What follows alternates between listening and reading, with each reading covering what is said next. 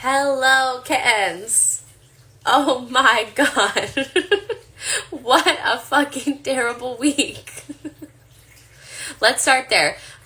You guys know I don't believe in sugarcoating anything. And I've been really resistant to jumping on and going live and just like sharing how my dieta is going because it's been extremely uncomfortable. It's been extremely confrontational. I have not enjoyed the process. I didn't want to like get on here in that energy. And now it's been a full week and I made a commitment and a promise to myself and to you to share the journey. So I thought I would just come on and like be real and be raw. This whole process also made me start seeing a therapist. Which I've been really resistant to. Like, some of you have heard my thoughts on therapy, and I went to therapy when I was first kind of exploring what this world of like mental health even looked like. So this was a long time ago. I was 24, and I find the whole process of therapy really re-traumatizing. It felt very focused on like the past and the ways like my mom had fucked me up and other things. And it was like, look, I just want to move forward. Like, maybe she wasn't a perfect mother. My child who wasn't perfect, no one's is. But like, this isn't serving me. This isn't helping me. And I just want to like take a productive step forward. So I had resisted therapy for a long time, but I knew a great therapist from when I got certified to be a coach. And I reached out to her and I said, this is something I want to explore. I'm feeling like I'd like a little bit more support because in this Dieta, I do have a facilitator. But it's not like a coaching container. There isn't really a container. There isn't really a space for me to like drop in with him. And I felt like a lot was coming up for me and I wanted to have that extra level. So I did. I reached out to my friend who's a therapist and told her that like this was a support that I'm seeking. So it's been great to like connect with her. But Dieta especially with rosemary, like rosemary, I didn't know this is my rosemary drink, is a lot about remembering, and I'm remembering a ton, and it is very uncomfortable. So while I'm going through that, I'm having the support of her, and I'm also excited to see like what continues to come up in therapy. I love to have personal support, and I shared with her like when my facilitator opened my Dieta last week and he was singing to me, I just instantly started crying because I feel like I hold it down for so many people in my life, right? Like I hold it down in my business with my clients. I even hold it down with friends. Like I always feel like I'm the one holding the space for other people and I don't have someone to do that for me. So when I finally feel like it's my turn, my cat is like attacking the the phone stand right now. When I feel like it's my turn, I just instantly open up because I never feel like I haven't. So it was really beautiful to feel like I had the space to cry and be held when he was opening my Dieta. It was beautiful I went to therapy twice this week to be able to cry and just like to be like someone else has got me. Because a lot has been coming up. And I also told my therapist, I was having this reflection of like, normally I feel like plant medicine has been such a gentle teacher for me. Like my trips are really beautiful. They're really light and happy and joyful. Like one of my facilitators always says that like he knows when I'm there that I'm holding down joy in the room. But I have not felt that way in this process. And that's also hard, right? Like sometimes the integration work can be obviously not joyful, not fun, but like this whole experience has been not joyful, not that fun for me. So like the first couple of days I was just experiencing this terrible caffeine withdrawal. And then I started to get these allergies, right? And I'm just like miserable. My sinuses are huge. I'm getting headaches from them. I can't stop sneezing. I'm in pain. And it's so funny. One of my amazing sisters in this work is how I got into this Dieta in the first place. And she reaches out to me like Thursday night. Hey, how's it going? And I tell her I'm really uncomfortable. I really don't feel good. I am having these allergies. Blah, blah, blah, blah, blah. And I was so close to like taking a Benadryl just because I was in so much discomfort. And she was like, I think this is a purge, right? All this coming up and out is a purge. Like sit with it, go there. And so I resisted the urge to take a Benadryl. And I have just been sitting with and letting it all come up. And I finally am feeling some relief today. And it's not so coincidentally also last night I had to have a really hard conversation with someone where I felt like energy wasn't being reciprocated in my life. Because I think this process too, like ayahuasca, I'm going to sit with ayahuasca at the end of next week, is a female teacher, like a female energy, right? And the feminine is more about receiving and being receptive. And it's like where I feel like I'm so hyper in my masculine in so many areas of my life and taking care of others and taking care of my business.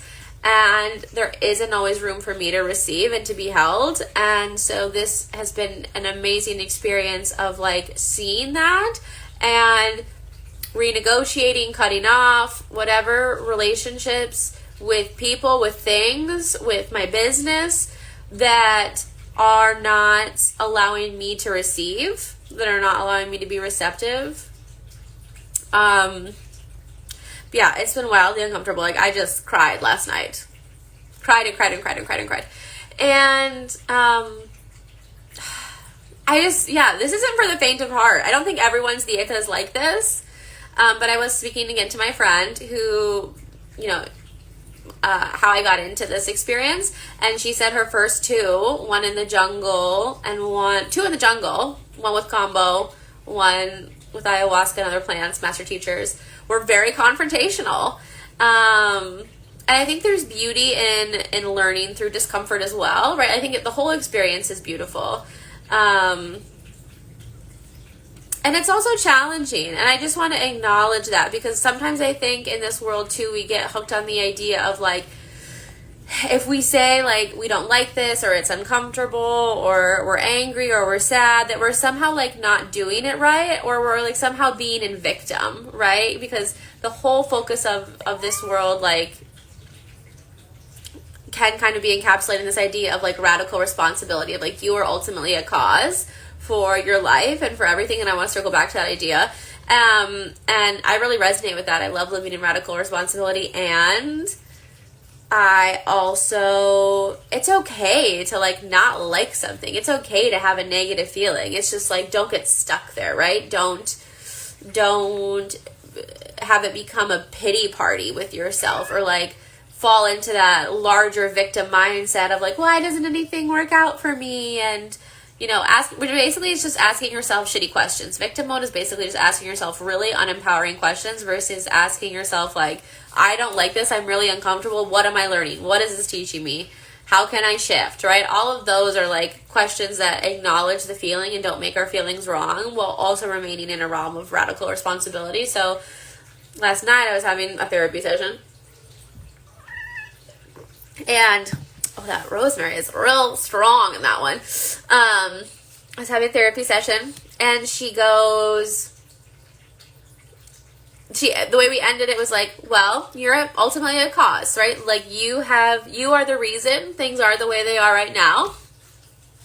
And they are. That's not to say like, when we're talking about these things, right, like a lot of what my shit comes down to the fact that my dad died when I was 6, and I had a much like closer, unconditionally loving relationship with my dad.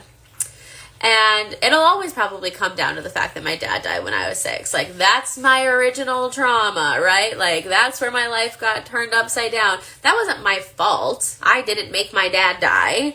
I'm not to blame for him dying. But when she says, like, you're a cause... Oh, there's my cat. When she says you're a cause, she means, like, that's not your fault, but how you move forward is your responsibility. My life at this point, I'm 31. It's my responsibility. My dad died when I was 6. Like, I can't, like, use that as an excuse, right? We can't use anything as an excuse. You have a choice. My choices led me to this point. I have a choice on how I want to move forward, and that choice is always mine. And that was really empowering to hear. It was a great reminder of like, I did choose this. Everything in my life, the good, the bad, the ugly, the things I absolutely fucking love and the things I absolutely fucking hate, they are all because of me. And if I want them to be different, it won't magically happen. It will also be because of me. It'll be because I choose differently. So last night I made a different choice.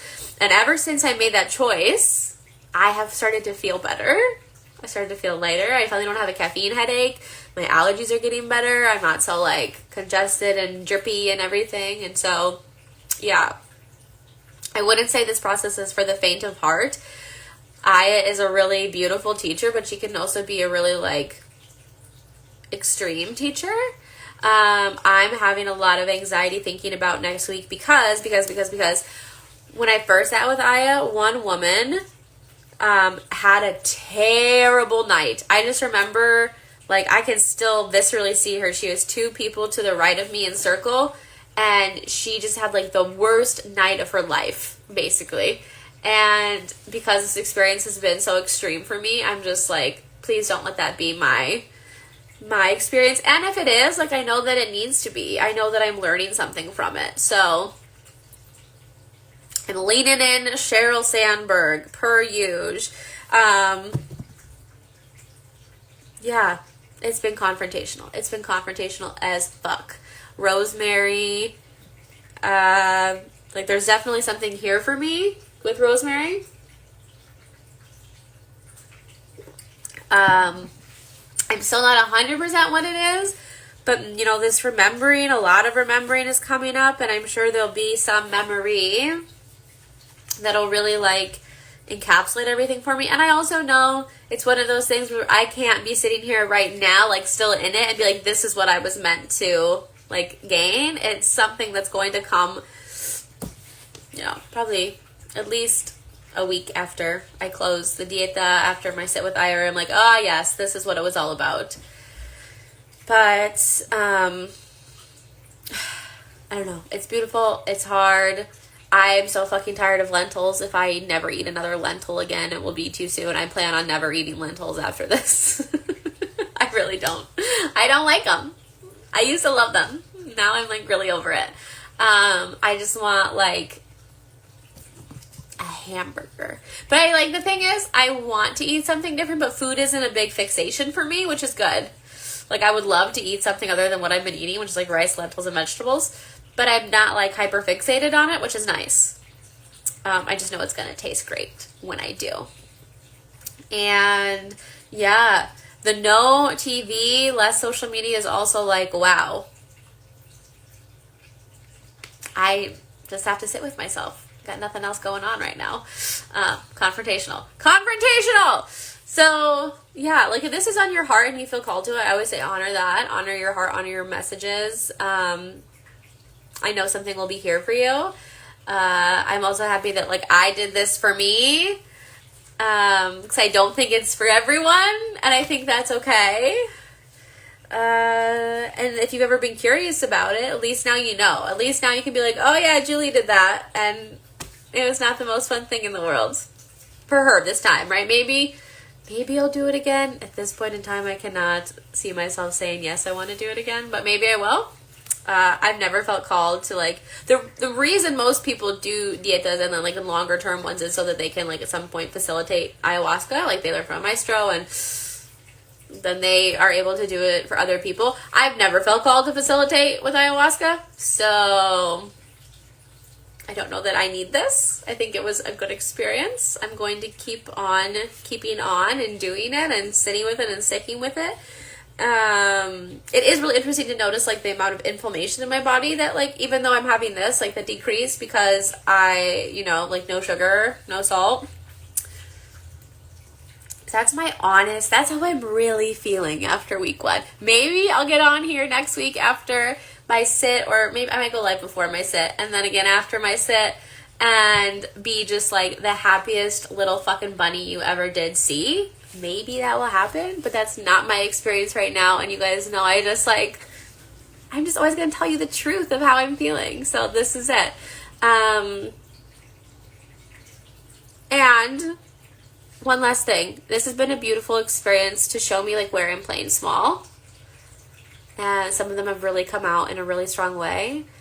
So I'm committed to playing a bigger game. I was journaling on this morning. I'm committed to playing a bigger game. I'm committed to living in alignment with a life that is going to blow my mind. And I invite you to play big too. Life's too short to play small. You deserve everything and more. I love you.